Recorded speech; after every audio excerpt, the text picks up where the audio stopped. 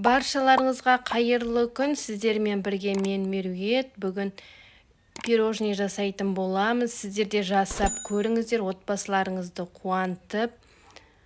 Бір жасағаннан шығатын құрамы қолжетімді. Бізге керекті 4 дана жұмыртқамызды жақсылап миксерлеп алатын боламыз.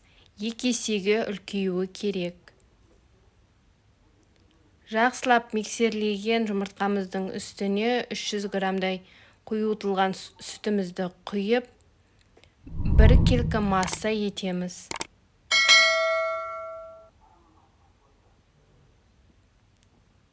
Шым-шым тұзымызды салып араластырамыз. Қопсытқышымызды ұнымыздың үстіне сеуіп, ұнымызды бөліп салып араластырып аламыз. 1 келкі масса етеміз.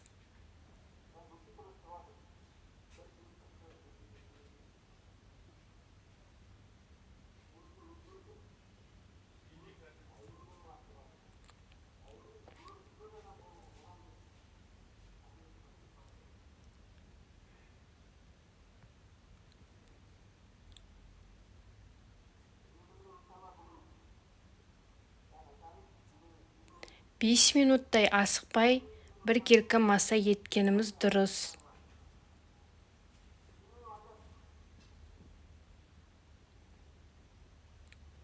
Пергамент қағазымызды төсеп, массамызды 3 бөлікке бөліп, тегістеп құйып шығатын боламыз.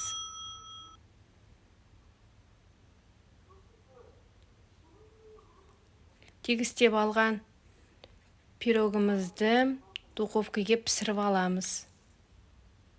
Міне біздің пирогымыз дайын болды. Арасын жан-жағын тегістеп кесіп шығатын боламыз.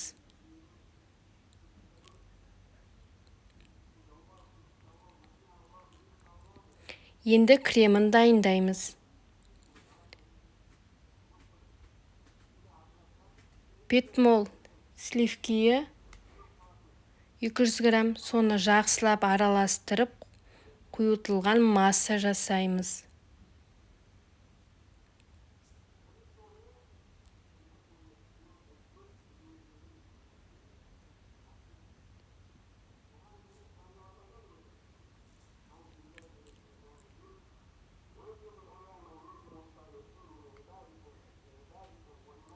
Сливкиіміз міндетті түрде салқын болғаны дұрыс.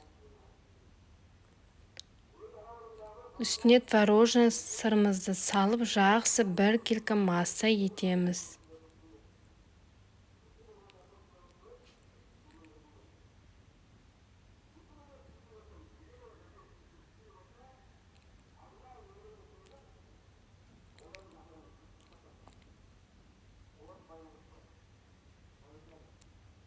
Пирожныйды мен бірінші жасауым, сіздер бағасын беріп, қолдап кетіңіздер.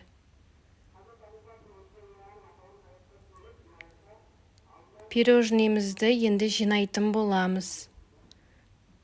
1 келкі етіп, кремін жағып шығамыз.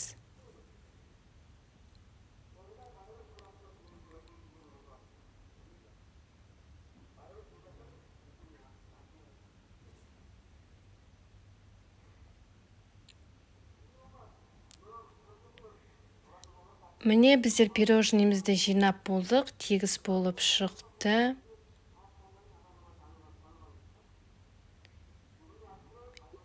Енді пирожныйымызды сәндейтін боламыз. Менде шоколадты сливкиге салып, ертіп алатын боламын.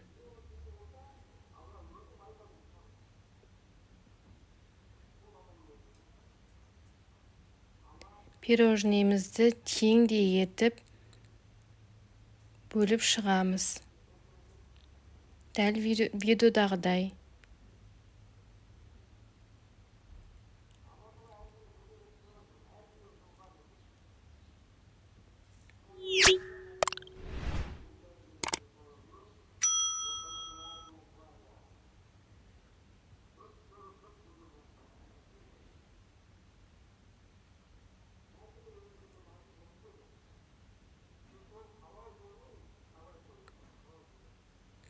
Менде 12 штук пирожный шықты.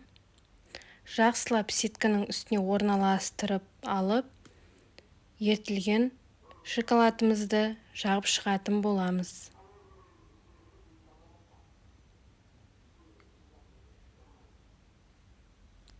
Менің рецепттерім сіздердің қажеттеріңізге жараса, маған тіркеліп, қолдап, комментария жазып, достарыңызбен бөлісіп, қолдау білдіріп кетіңіздер. Қазақ каналының дамуына үлестеріңізді қосып, өз пікірлеріңізді қалдырыңыздар.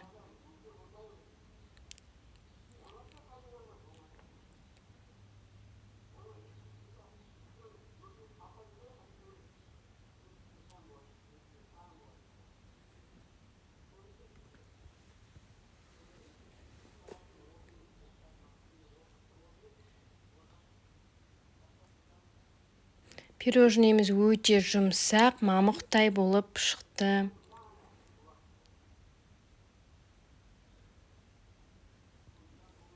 Менің рецептіммен жасап көріңіздер.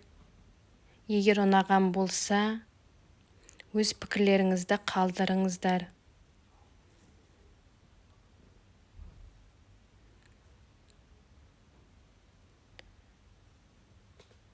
Мына шоколадымызды пирожныйымыздың үстіне жағып, бір кетіп жағып аламыз.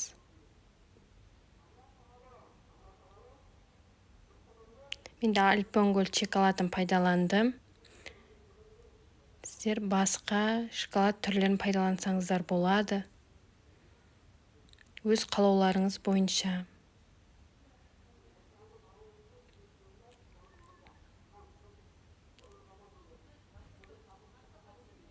Менің бірінші рет жасап тұрған пирожныйым.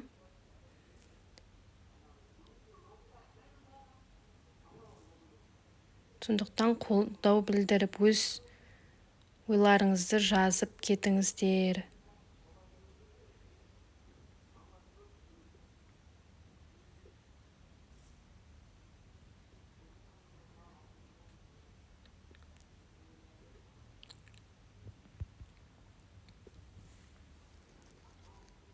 Жақсылап шоколадымызды жағып алғаннан кейін тоңазытқышқа 1 сағатқа қалдыратын боламыз.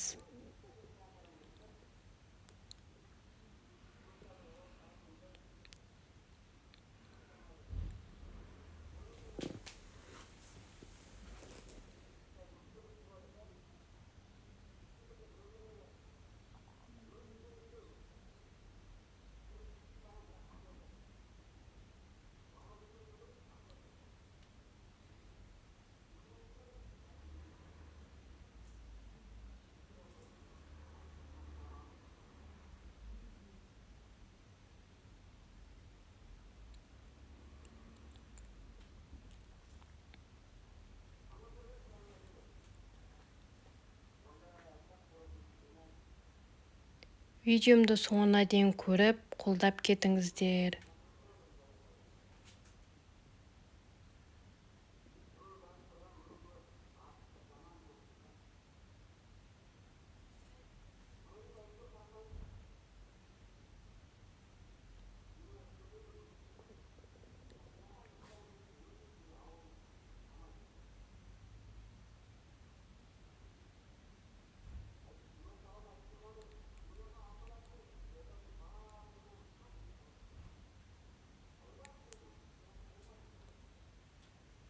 Тоңазытқыштан шыққаннан кейін үстіне какао шаңғағын септім.